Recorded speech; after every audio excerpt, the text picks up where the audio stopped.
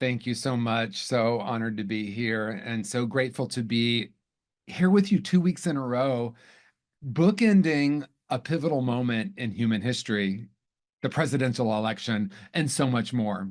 The reason I want to start with that is we are in a very remarkable moment in the transformation of human consciousness. And I can say that with confidence because every moment is a profound moment in the evolution of human consciousness if I choose that to be true. I appreciate what David was saying about ultimate and relative reality, and that really is the focus of today's talk. My talk is titled Staying Curious in Uncertain Times.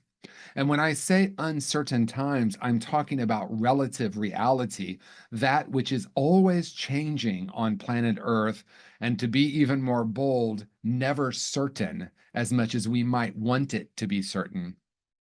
But for those of us who have been in New Thought, Ancient Wisdom teachings for any amount of time, we also understand that in the midst of the uncertain external realm, there's a place within us that is infinite potential, that is the absolute essence, God, source, love, light, all those different words we use for the changeless inner dimension. And as we understand, and I don't mean understand, but as we experience our true nature and realize meaning we create this as our reality, that this changeless inner dimension is more powerful than anything happening in the world, everything changes in an instant, or it can take a lifetime.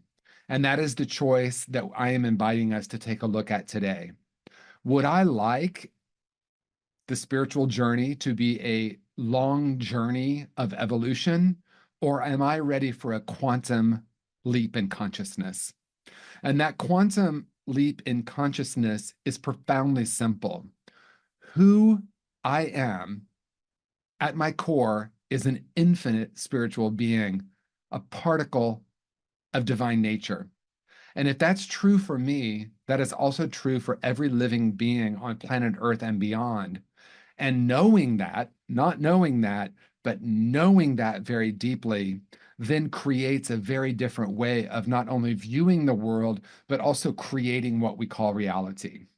And I'm called to share a short reading from my first book, Conscious Being, that relates to today's topic. I'll read this slowly, and I'm going to invite you to sit with the words as I read them, asking yourself not only what do I understand with these words, but what energy do these words hold, and what does it evoke within me as I hear the words and feel the words. Again, this is a reading from my first book, Conscious Being, Awakening to Your True Nature. Moving through stages of spiritual evolution is not always a linear process. My experience is that at one moment, we can be feeling perfectly surrendered, trusting that all is exactly as it should be. And the next, we might be feeling anxiety over an outcome that matters to us. Or we might notice judgmental thoughts arising in our minds.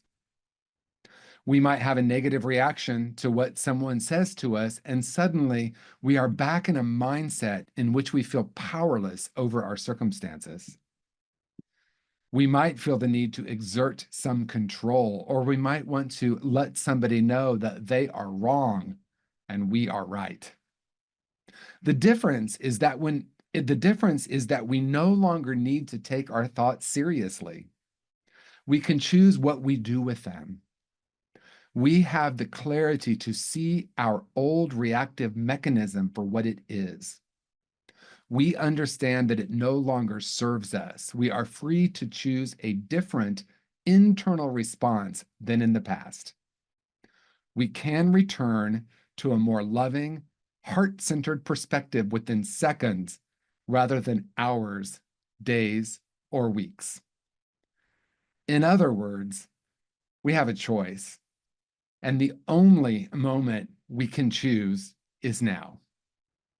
And the choice is to understand and recognize that what we have been told by collective consciousness. Everything happens for a reason. I guess I just need to surrender. I need to look for the good in this. I just need to let go. Might not be the deepest story or the deepest possibility, the infinite possibility that exists in every moment. So rather than saying everything happens for a reason, I can say, I create the reason to whatever happens. And the moment I make a decision about what is happening is the creation of the experience of that. And what I'm not saying, I want to be clear, what I'm not saying is let's pretend like things aren't happening and just call everything good. I was involved with a Unity community many years ago that all we talked about was what we called good. But in that only talking about the good, we immediately created duality. So if someone got a diagnosis, they really weren't talking about it. We would say, oh, call it good, cancel, cancel. It was the era of the rubber band around the wrist. Oh, I shouldn't say that. There's a greater possibility. And that possibility is that ultimate reality, the ultimate truth of who and what we are is more powerful than anything happening in the world. And when I understand and anchor in that spirit then affects what we call relative reality. Some call that manifestation. I think there's something a bit deeper happening. We are always choosing, either unconsciously or consciously. Many of us are choosing unconsciously based on the programming, the beliefs, the ideas, the downloads, what we absorb from our family system, from our schools, from our religious organizations. And we've decided that we are limited in some way, or we've decided that we look at the world through the lens of good and bad and right and wrong, rather than recognizing in relative reality, we have opinions about what's happening. But as we know who and what we are, and we are anchored in that knowing, we begin to look at the world through a different lens. And the greatest paradox happens when I understand that I'm an infinite being. I am not broken. I am whole and complete and infinite. When I understand that, I see that everywhere. When I believe I'm broken or damaged or not good enough or not lovable, I see that everywhere. Can it be that simple? I say yes. A perfect example of this in my life is in my 20s, is particularly my early 20s. I absolutely, at a very deep level, believed I was broken and I believed I was unlovable. Now I know at a deeper level, there was always that place within me that was whole and complete and infinite, but I had at least believed that I had lost touch with that. So I was literally walking around with the vibration of I'm unlovable. And I would walk into a room and I would find that perfect person to confirm that core false belief, but only 100% of the time. And I would say things like, why do I keep attracting unavailable people? Why does this keep happening to me? And at some point, I realized that I was choosing.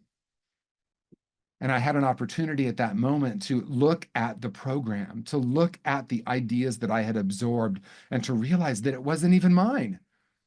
I had decided to believe what my mother, my father, my school teacher, what they were telling me, the preacher, what they were telling me, and I started to absorb that and created that as my own reality. And so I was a powerful creator because I was the creator of my own reality. I thought the world was happening to me, and then I realized I was creating my world based on my lens. And that was both the greatest news and, honestly, if I'm going to be honest, one of the most difficult periods of my life, because I understood I was creating my reality and I really wasn't happy with the reality I saw. So I went into self-criticism and blame. And if I'm honest, that lasted for several years, I'm sure. It's not the world's fault, it's my fault. And then there was this moment where I understood that duality only exists in my mind, that as we've been taught, we live in a polarized country or a polarized world. But in my experience, it's actually that we have been deeply conditioned to have polarized thinking. This is good, this is bad, I am right and you are wrong. And that's the central or the core disease in humanity. That's what keeps us separate. And at that point, we look to the world to bring us safety, often by building coalitions of people who agree with us. I'll find my tribe, and when I find my tribe, I will be safe. And I understand in the earliest humans, that was absolutely vital, literally for survival. And we now understand that we literally pass that genetic blueprint on from generation to generation. We, though, in New Thought teachings, also understand the power of consciousness and that we can begin to change that blueprint or that imprint, and we can tap into a greater blueprint.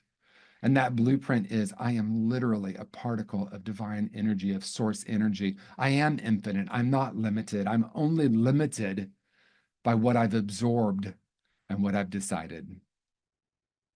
So, what I'm not saying is let's change the story, let's change our thinking, and let's change our narrative. What I am saying is thank you for sharing. I understand and have compassion for the self that was me that absorbed this. I hold that with such tenderness and have compassion for how I came to these lies about myself based on limitation, lack, and fear. And now I anchor in a greater reality, the reality that I came in as. Love is who I am, source is who I am. I understand that and I realize that has an actual chemicalization. It changes not the narrative, but my relationship to the narrative. And I think this is really important for me because I used to be that person that said, well, I don't know, I just can't meditate. I just can't get my mind to be quiet. I've tried. I've tried to sit and be quiet, but my mind just keeps chattering. And then I heard someone say, the goal of meditation is not to quiet the mind, it's to observe the mind. Oh, I can try that. And as I began to observe my mind, I began to observe just how busy it was, judging everything and everyone in every situation as either desirable or undesirable, good or bad, right or wrong. And as I started to observe, the next question was, if I'm not my thought, who and what am I? Who is that observer? That observer, that essential being, that Buddha nature, that Christ consciousness that observes the mind can then begin to become curious about, which is the topic today, staying curious in uncertain times. Curiosity expands and judgment constricts.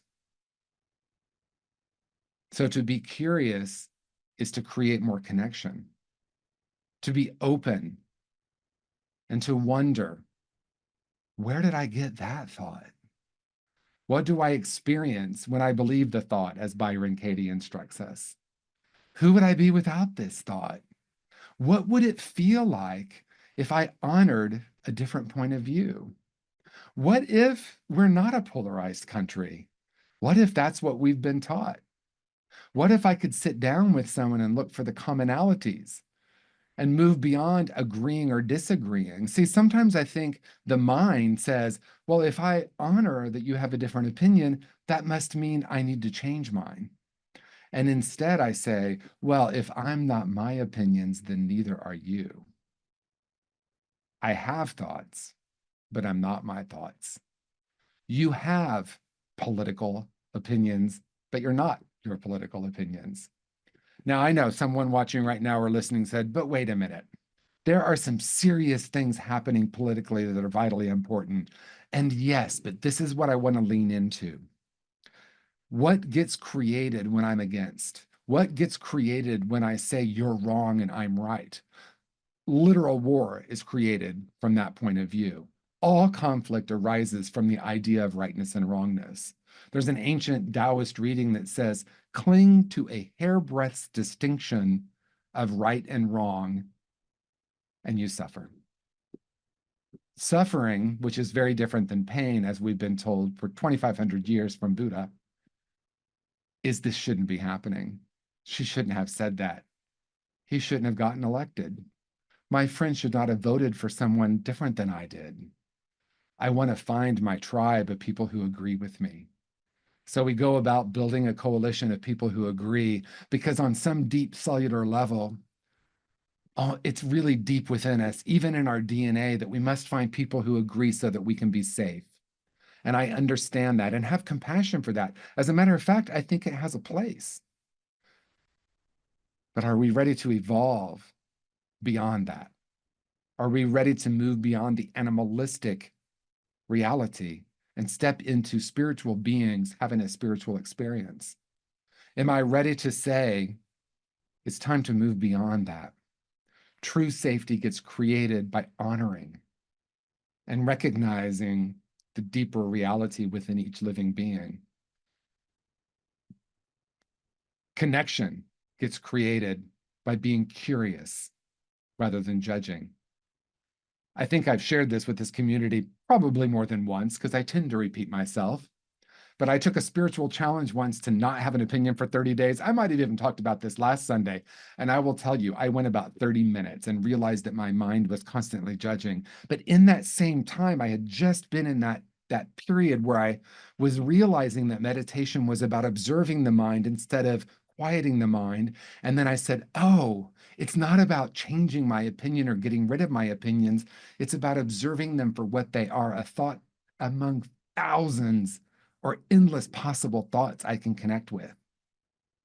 So as I move beyond right and wrong and move into curiosity, I can ask, where did this thought come from? What do I experience when I believe it? Is this idea about that person, that political party, that religion, that race group, that gender, is it creating love and connection, or is it creating separation and division? Because it is up to each of us right in this moment to ask ourselves, what world am I creating now?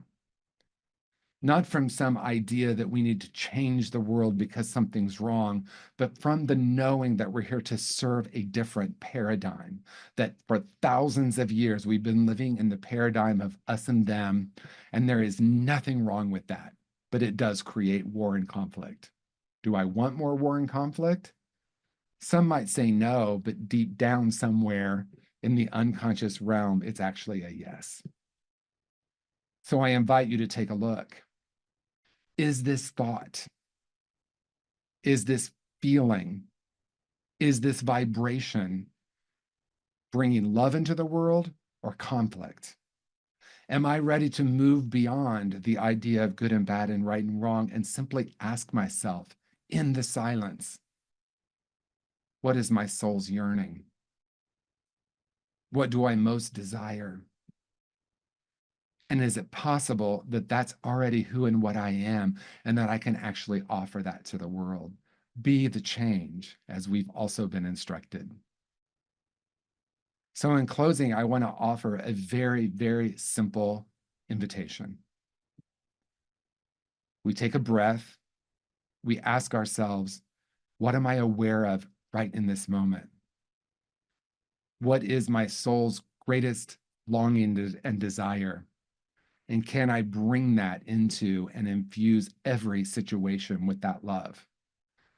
That does not mean I will not feel grief or sadness or even anger or hurt or joy or elation. It means that I welcome it all as part of the spiritual experience. I no longer reject or say this feeling bad, this feeling good. I say, I'm here for it. I have said yes to being born on planet Earth right now. Or maybe I've been assigned to being born on planet Earth right now. Or maybe it's even an accident of some sort. But here we are, and we have a choice. Do I want to contribute to the violence and the separation, even in a thought, a social media post, an email, a bit of gossip? Or do I want to contribute to love? I don't have to pretend that the conditions of the world are any different than they are. I can simply say, in the midst of this, I'm choosing love. And I'm choosing to love even someone who sees the world in a different way. It is no better to be a 63-year-old than to be a 36-year-old or to be a 6-year-old or a 3-year-old. They're all just different stages of development. And the same is true spiritually. This isn't about being better or being good. This is about understanding that it's time, if we're ready to say yes, to usher in a new era in consciousness where we move beyond the programs of division and understand at a very deep level this greater reality that we all intuitively know. A baby doesn't come in hating someone because of the color of their skin or their socioeconomic status or their sexual orientation or their gender. A baby comes in pure, open, and ready. That's still available at every moment. Are you ready to return to that place of infinite beingness and infinite potentiality? I invite you now to ask, am I ready to be love? Am I ready to be light? Am I ready to be joy? Only you can answer, but you have the power to choose right now. Peace and blessings, everyone. So incredibly grateful to be here with you.